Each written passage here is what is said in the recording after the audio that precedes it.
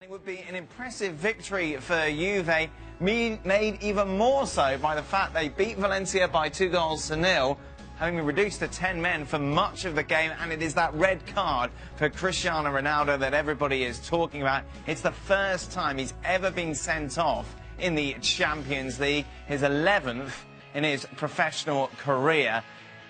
Such a strange sending off, Craig, because obviously we're watching the main feed and then we're looking at other feeds as well, trying to see if there was something that we missed. And we didn't seem to miss anything. It was a very soft decision. Yeah, camera angles were abysmal. That's another story.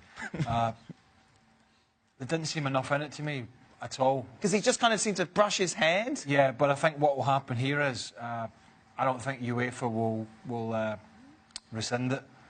Because I don't believe it was a red card at all, but I don't believe they will, because they will point to there was contact or a pull of the hair or whatever, and they'll say, well, you're not allowed to do that. So, you know, they won't. I don't think they'll rescind it. Really? I don't. But you don't think it was a red card? Was it even a yellow card? No, I don't think so. I don't think they will budge on it because they will back the referees. I mean, this is what we've got here. We've got Europe's elite competition, and we got the World Cup, which is a great success with VAR, big pressure. We've got most of the leagues in Europe, most of the leagues with VAR, and here we have the elite of the elite, and we're relying on a couple of extra officials with their sticks behind the goal, which I know they maybe like last night in the Liverpool's game they got some decisions correct, but we're talking about one of the greatest players in the world here in a competition that they're trying to win and why he's at the club, and I think that could have potentially cleared it up. I think, was it a red card, Chet? No, not from me. I agree wholeheartedly with everything Craig says, including the fact that I don't think UEFA turned this over for two reasons. One is Cristiano Ronaldo, and the concern is if they do, all of a sudden they'll be accused of showing preferential treatment to one of the biggest stars in the competition. And secondly, I always feel that there has to be real need to overturn a referee's decision. He does make contact with the opponent's head, and that will be enough for them. Again, I think it's an absolutely horrendous decision. I hope that UEFA do the right thing and overturn it, but it will surprise me if they do. Gab Marcotti with us. Gab, was it a red card? No, it was nowhere near a red card. But I think in terms of rescinding it, as I understand UEFA's policy, they can't rescind it because the match official saw the incident. There's no. It's purely a question of interpretation. They can't afterwards look at the pictures and say, "Well, you interpreted this wrong." So in those situations, it's nearly impossible to go and rescind a red card. Gab, I know you're very close to the UEFA president. What's his reasoning for not having VAR? Well, he spoke about this in August in Monaco, and basically right now he said it's a technical issue in the sense that You need enough referees trained up with VAR. You need to have the right technology. They want to have, one center where they can do that. They'd ideally like to introduce it from the start of the competition, in other words, from the preliminary rounds. He argued that they simply weren't set up to do it at this stage. But that said, there's no question. The clubs want VAR, and there's no real opposition to it.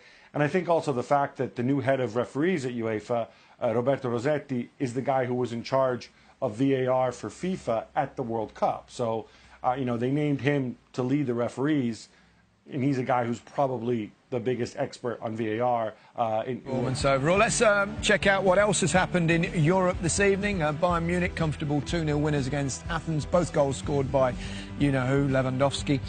Benfica 1, Ajax 1. Tadic with the equaliser for Ajax. Lyon 2, Hoffenheim 2, which means despite Manchester City's 6-goal victory, that Manchester City are not quite through yet to the knockout stages. 52 goals they've scored in all competitions this season, and a couple of goals for Jesus in that game.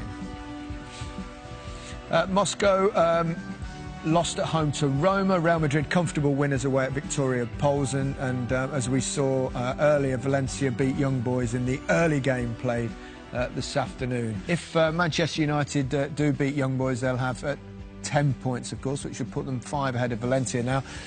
It will mean they're through, but only if Valencia don't beat Juventus, which is probably unlikely, so he's probably right, but it's not mathematically certain. Otherwise, they'll have to go to Valencia and get a point. But overall, he's quite rightly very satisfied with his team's performance. Yeah, and why shouldn't he be? I think today we asked before the game, can they change tactically? Can they go on the front foot from the first minute? Can they start with a little bit of a desire to go and meet a team? And they've done that, and I think that set the tone for the remainder of the game. That really tuned them in. And we were saying before, maybe this team are a team that want to go up against teams rather than just sit back and wait and have nothing got a sharp end going forward. And yeah, today at times in the game, they didn't have that sharp end at the top of the pitch in terms of creating chances, but they stayed in the game and they allowed themselves the opportunity to get something towards the end while they put the ball in the box, and the substitutions that Jose made an impact. Yep, and it's not the first time. In the last few weeks, they've produced a couple of late flourishes that have given them important victories, Paul. Yeah, they have. It's not something that you can say is a fluke now, because they do keep going to you. And I think, as Rio said there, it's important when you go to these big games just to stay in the game, because at times you're going to be under pressure, you're going to be under the cosh, you're going to concede chances, and that's exactly what they did. And both subs, I think, made a difference. Macth, obviously, with his free kick, we know the quality he has, and Fellaini was just being a nuisance, really, for the free kick, and it made a big difference. Being a nuisance, one of great strengths. I'll tell you what, no, but it had a big impact on the end of it. Look, if he doesn't jump for that ball, in the end, I think it's Chiellini, he gets out the way, because I think Fellaini's just too big, and he did. He made himself a nuisance. In the end, that led to the goal. I'll just say one thing: is that bad defending from Juventus? Because if it was the other way around, will we be criticising? Is the crisis officially over? Listen, you can't underestimate can't underestimate how big a result it is. Yeah. What Juventus have done in that stadium over the last few years has been nothing short of remarkable. So to go there and put in a performance which was solid, the basis of it was solid, and to be able to just manage the game and stay in the game and then nick it at the death is a fantastic achievement for this group of players. It's also quite enjoyable to sit here with 3 former Manchester United heroes and not have to be depressed at the end of the game. Right, Paul? Yep. Makes a change, doesn't it? No, look, to go to this place, it's a great achievement. It's a great win. We know for so many years they've been such a dominant team. And at times tonight they were dominant, Juventus. They were good, but United, when you go to away games, big away games, you need to ride your luck at times. And they did do that on occasion tonight. They stuck in the game, and thankfully they got the win. Yeah, it didn't look like it was going to go that way. Extraordinarily sweet strike from Ronaldo from a great ball. Wow, I mean, the ball from Bonucci. Yeah. I mean, Rio was a pretty good centre-back pass for the ball, but Rio, this ball is outrageous, isn't it? It's ridiculous. Precision of everything. He even gives it the bit of the eyes, but The movement, you try and look at Lindelof to say, is it bad defending? The movement from Ronaldo, the timing of the ball and the run, and then the finish. Look at David De Gea. Exactly, if you look at David De Gea, it's a look of despair, like, what could I do? His reaction is brilliant, isn't he? He just couldn't believe it. He had to get the abs out to let people know what's going on. Well, he doesn't want a yellow card in it, take the whole shirt off. Anything could happen. Juventus is still going to qualify. Man United, easy game at the weekend. the derby, I suppose it's vitally important morally to get that victory this evening. Gives them a lot more confidence. Look, to get through this test, which nobody would have anticipated, to going into that game against City, look, they're the underdog, but they've shown they can do a bit of a smash and grab and get a result. Why not on Sunday again? Confidence will be up. It will be up, and I think it'll be very similar tonight. No, they'll be backs to the wall, left to right, look at times, but hopefully they can get that 1 or 2 goals they need to win. Go forward, have a go, no?